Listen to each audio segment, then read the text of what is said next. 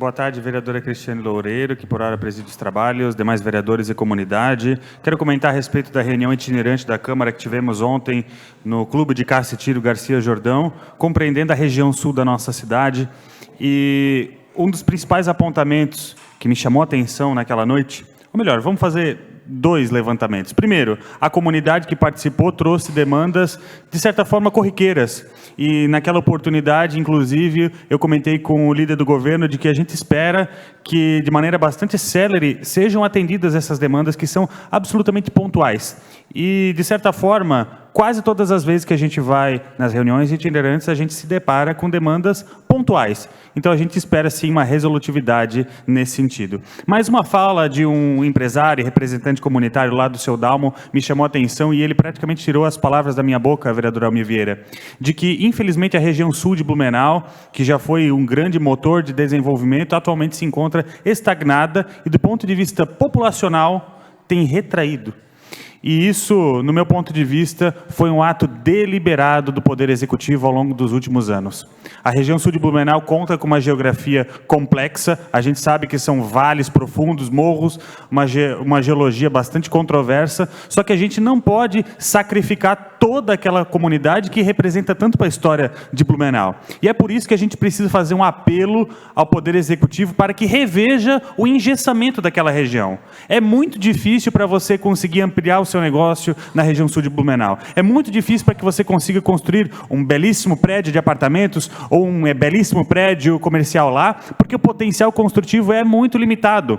E muito do que a gente considera risco geológico é aceitável. Porém, acaba subjugando uma região inteira, porque, de certa forma, ela tem gargalos no trânsito, ou porque ela é de difícil de acesso, me parece controverso.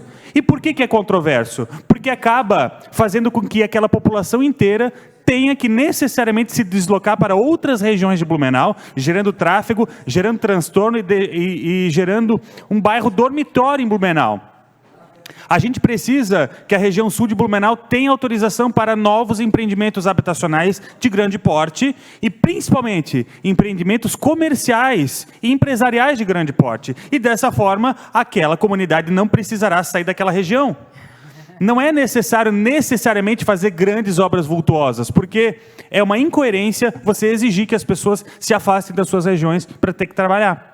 Inclusive, eu citei um exemplo, vereador Flavinho, que durante o período eleitoral, eu fui pedir votos na região do Gaspar Alto, porque tinha empresários da região sul que saíram da região do Grande Garcia por conta da dificuldade em ampliar os seus negócios e foram para a cidade vizinha. E daí a gente tinha operários blumenauenses lá na cidade vizinha que não eram atendidos por Blumenau, deixando seus impostos lá, deixando a renda lá e tendo essa dificuldade de ter que se deslocar até outro município, porque é mais viável do que ter o seu negócio ali no Grande Garcia. Concedo a parte. Com autorização do orador, concedida a palavra ao vereador Bruno Win. Vereador Diego Nazato, primeiro, parabéns pela fala, perfeita.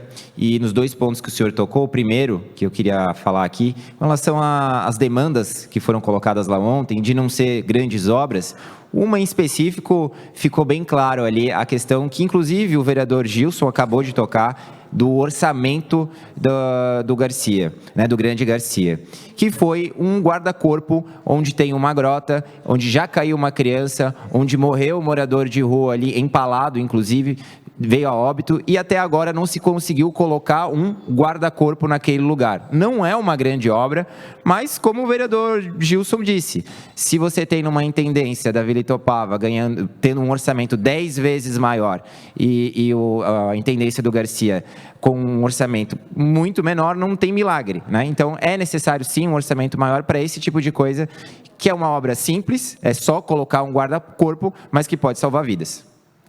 Obrigado pelas colocações. Vereadora Cristiane, mais um minuto. Mais um minuto devido à parte.